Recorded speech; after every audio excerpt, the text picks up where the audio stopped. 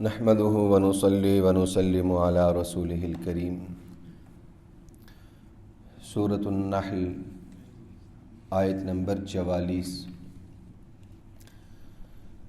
اعوذ باللہ من الشیطان الرجیم، بسم اللہ الرحمن الرحیم۔ بالبینات والزبر، ہم نے رسولوں کو روشن دلائل دے کر اور کتابیں دے کر بھیجا ہے۔ وَأَنزَلْنَا إِلَيْكَ الذِّكْرَ، اور ہم نے آپ پر قرآن مجید نازل کیا، لِتُبَيِّنَ لِلنَّاسِ مَا نُزِّلَ إِلَيْهِمْ، تاکہ آپ لوگوں کے سامنے بیان کر دیں جو کچھ ان کی طرف نازل کیا گیا، وَلَعَلَّهُمْ يَتَفَكَّرُونَ، اور تاکہ وہ غور و فکر کریں۔ أَفَمِنَ الَّذِينَ مَكَرُوا السَّيِّئَاتِ،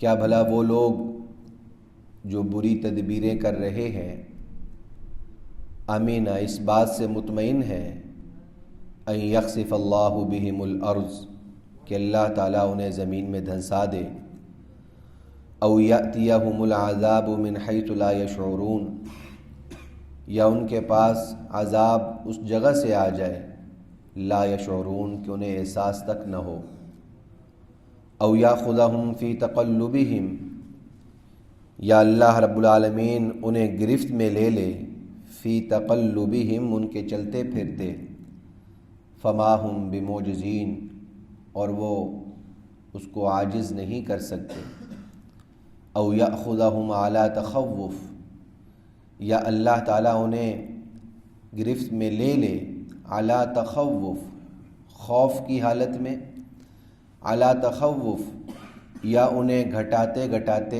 کم کر دے، فإن ربکم لرؤوف الرحیم، کیونکہ تمہارا پروردگار بہت شفیق ہے، بہت رحم کرنے والا ہے۔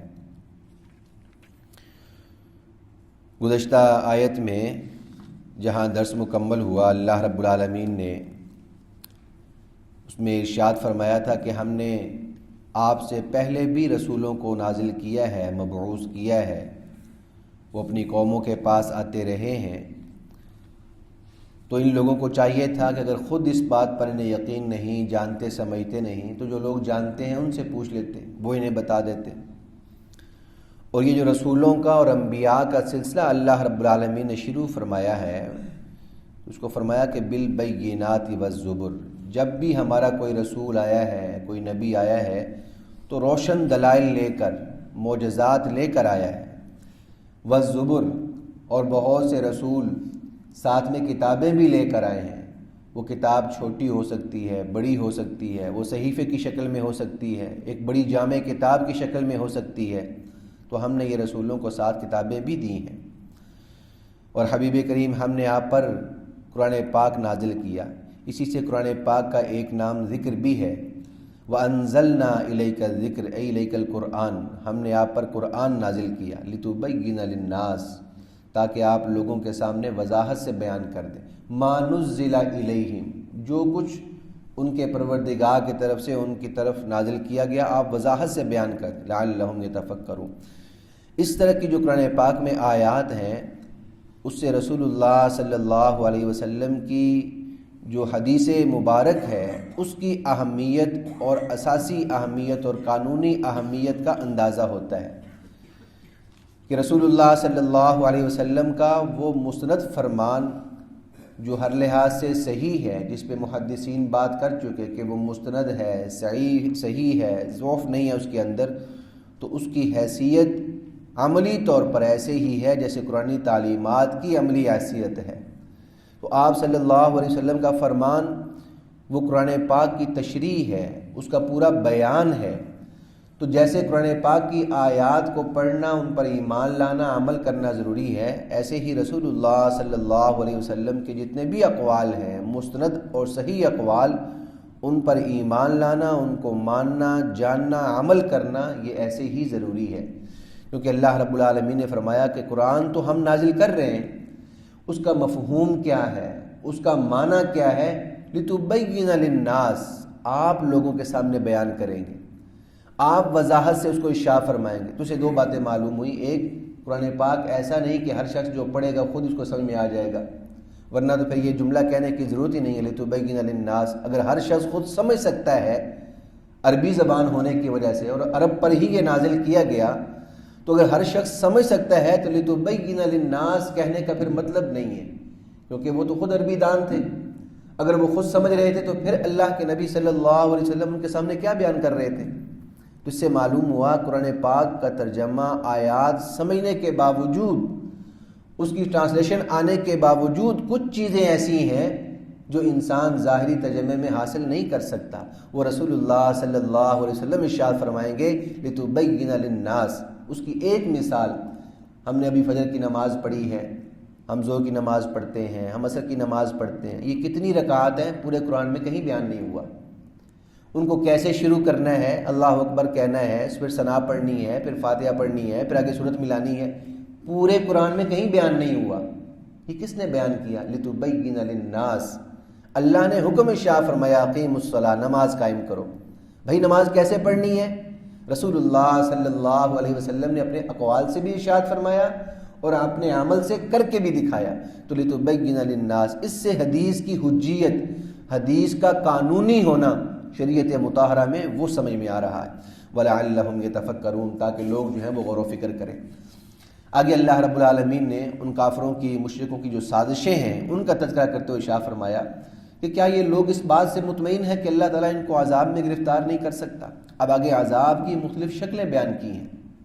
أَفَأَمِنَ الَّذِينَ مَكَرُوا السَّيِّئَاتِ، یہ جتنے لوگ بری منصوبہ بندیاں کر رہے ہیں، چاہے وہ بری منصوبہ بندیاں دین کے خلاف ہیں، چاہے وہ بری منصوبہ بندیاں لوگوں کے خلاف ہیں، چاہے لوگوں کے مال جان کا جو تحفظ ہے اس کو برباد کرنے کے بارے میں ہے.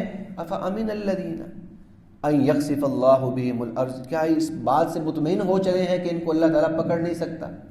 أَن يَخْسِفَ، کیسے اللہ تعالیٰ پکڑ لے گا؟ يَخْسِفَ اللَّهُ بِهِمُ الْأَرْضَ، اللہ تعالیٰ ان کو ایسے پکڑے گا کہ زمین میں دھنسا دے گا. اللہ تعالیٰ یہ کام اب بھی کرتا ہے اور ٹکڑیوں میں، ٹولیوں میں، تھوڑی تھوڑی جگہوں پر ہوتا رہتا ہے. ہمیں سمجھ میں نہیں آتی کیونکہ اجتماعی طور پر عذاب نازل نہیں ہوتا، ہمیں سمجھ میں نہیں آتی بات. رسول اللہ صلی اللہ علیہ وسلم نے ایک موقع پہ ارشاد فرمایا، گزشتہ امتوں کا حال بیان کیا کہ ایک شخص تھا گزشتہ امتوں میں، وہ بہت متکبر تھا، بہت فسادی آدمی تھا. اللہ رب، اور اس طرح کے الفاظ ہیں، وہ پل پر سے گزر رہا تھا، اللہ تعالیٰ نے اس کو وہیں پر زمین میں دھنسانا شروع کیا اور فرمایا قیامت کے دن تک وہ زمین میں دھنستا چلا جائے گا جب تک قیامت برپا نہیں ہوگی، اس وقت تک اسے قرار نہیں آئے گا. اب اللہ عالم اس پر ہمارا یہ ایمان ہے، بخاری کی یہ روایت ہے. اب وہ شخص کون تھا، کیوں اس طرح یہ معاملہ ہوا، رسول اللہ صلی اللہ علیہ وسلم نے اس کے کون کی تو وضاحت نہیں کی، لیکن یہ وضاحت کی کیوں ہوا، کیونکہ وہ متکبر شخص تھا. تو أَفَأَمِنَ الَّذِينَ، جب انسان یہ سمجھے نا مجھے کوئی نہیں گرفت میں لے سکتا، مجھے کوئی نہیں پکڑ سکتا، میرا کوئی بال نہیں بکا کر سکتا، تو یہ متکبرانہ سوچ ہے، یہ بری سوچ ہے. اللہ تعالیٰ فرما رہا فَأَمِنَ الَّذِينَ مَكَرُوا السَّيِّئَاتِ، یہ بری منصوبہ بندیاں کرنے والے، خاص طور پر کافر جو رسول اللہ صلی اللہ علیہ وسلم کے خلاف اور وہ آپ کے ساتھیوں کے خلاف منصوبہ بندیاں کر رہے ہیں، اس بات سے مطمئن ہے یکسف اللہ بہم الارض کہ اللہ نے زمین میں دھنسا نہیں سکتا. او یأتیہم العذاب من حیث لا یشعرون، یا اس طور پر عذاب آئے گا انہیں ادراک بھی نہیں ہوگا، پتہ بھی نہیں چلے گا. اور یہ عذاب کی سب سے بری کیفیت ہے کہ انسان پر عذاب آئے، اللہ کی پکڑ آئے، اس کو احساس ہی نہ ہو. کیونکہ جب احساس ہوتا ہے انسان فوراً سنبھلتا ہے، وہ کوشش کرتا ہے اپنے آپ کو بدلنے کی، برے اعمال کی ترک کرنے کی.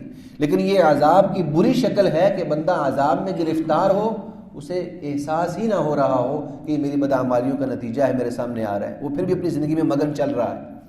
تو فرمایا کہ او یاخذہم فی تقلبہم فما ہم بمعجزین، اللہ تعالیٰ انہیں ایسے بھی پکڑ سکتا ہے فی تقلبہم، چلتے پھرتے، عدلتے بدلتے، یہ اٹھتے بیٹھتے، یہ اپنے حال میں لگے ہوئے ہوں گے، اللہ تعالیٰ اسی دوران ان کو عذاب میں گرفتار کر لے گا. فما ہم بمعجزین، اور یہ اللہ کو عاجز نہیں کر سکتے. اللہ تعالیٰ جب گرفت لینے میں آئے گا تو پکڑنے میں آئے گا، یہ ان کو چھڑوا نہیں سکتے. او یاخذہم علی تخوف، یا اللہ تعالیٰ انہیں پکڑ لے عذاب میں، کس طور پر؟ علی تخوف، ڈرا ڈرا کر. تب ایک دلی بے چینی، اضطراب، ڈرنا اور سہما ہوا رہنا، یہ بھی ایک ظاہری ترجمہ. اور جو حقیقی مراد ہے یہاں پر حضرت عمر رضی اللہ تعالیٰ عنہ جو ارشاد فرمایا، تخوف ایک خاص صورت ہے عذاب کی، وہ یہ ہے کہ جب کوئی چیز گھٹتے گھٹتے کم ہو جائے. جیسے کجاوا استعمال ہوتا ہے نا اونٹ کے اوپر، گدھے کے اوپر جب بوجھ لاتے ہیں تو اس کے اوپر کجاوا رکھتے ہیں. وہ جو کجاوا جو خاص ایک لکڑی کا بنا ہوتا ہے وہ استعمال ہو کے اس کی لکڑی گھسنا شروع ہو جاتی ہے اور بالآخر وہ ٹوٹ جاتی ہے. تو یہ پہلے دن نہیں ہوتا، اس کے اندر سالوں لگتے ہیں. وہ کرتے کرتے چیز استعمال ہوتے ہوتے گھس کے ختم ہو جاتی ہے، اس کی ایک مدت ہوتی ہے. تو اللہ تعالیٰ نے ارشاد فرمایا او یأخذہم علی تخوف، کہ تھوڑا تھوڑا کر کے اللہ تعالیٰ ان کو کم کر دے گا، ان کو مٹا دے گا، انہیں پتہ بھی نہیں چلے گا. اب یک لخت جب پکڑ آتی ہے تو بندے کو پتہ چل جائے گا، اور جب وہ پکڑ آہستہ آہستہ آئے گی بندے کو ادراک اور احساس ہی نہیں ہوگا. اس کو فرمایا او یأخذہم علی تخوف فإن ربکم لرؤوف الرحیم. اب یہ جو جملہ ہے نا آخری، اس کا تعلق سب سے پہلے جملے کے ساتھ ہے. افا امینا، کیا یہ لوگ مطمئن ہو چلے ہیں؟ مطمئن ہونے کی وجہ کیا ہے؟ ان ربکم لرؤوف الرحیم، تمہارا پروردگار بہت شفیق ہے، بہت مہربان ہے. وہ بار بار نافرمانیوں کے باوجود پکڑتا نہیں ہے، وہ ڈھیل دے رہا ہے، وہ مہلت دے رہا ہے. وہ اس شخص کو بھی نواز رہا ہے جو اس کا سب سے زیادہ نافرمان ہے. اس کو مال دے رہا ہے، اس کو دولت دے رہا ہے، اس کو اولاد دے رہا ہے، سب سے زیادہ دے رہا ہے.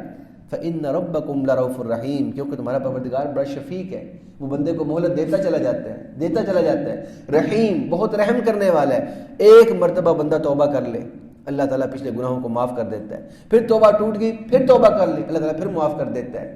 ہاں، شرط یہ ہے کہ بندہ صحیح معنوں میں توبہ کرے، اور صحیح معنوں میں توبہ یہ بنتی ہے کہ اپنے گزشتہ کاموں پر نادم ہو، آئندہ نہ کرنے کا. ایک دفعہ بہرحال اس کا دل ساتھ دے رہا ہو، ارادہ کر لے، اور ساتھ میں جن لوگوں کے حقوق غصب کر رکھے ہیں، جو حقوق کا معاملہ ہے، ان لوگوں کو ادا کرنا شروع کرے، اس کی فکر کر لے، تو اللہ تعالیٰ وہ توبہ قبول کرتا ہے. اللہ رب العالمین مجھے آپ کو تعلیمات اسلام پہ عمل کی توفیق عطا فرمائے. وما علینا الا البلاغ المبین. الحمدللہ رب العالمین والصلاة والسلام علی سید الانبیاء والمرسلین. رب ارحمہما کما ربیانی صغیرا. ربنا هب لنا من ازواجنا وذریاتنا قرۃ اعین واجعلنا للمتقین اماما. اللهم إنا نسألك الصحة والعفة والأمانة وحسن الخلق. اللهم أرنا الحق حقا وارزقنا اتباعه وأرنا الباطل باطلا وارزقنا اجتنابه. وصلى الله تعالى على رسوله النبي الكريم وعلى آله وأصحابه أجمعين. آمين برحمتك يا أرحم الراحمين.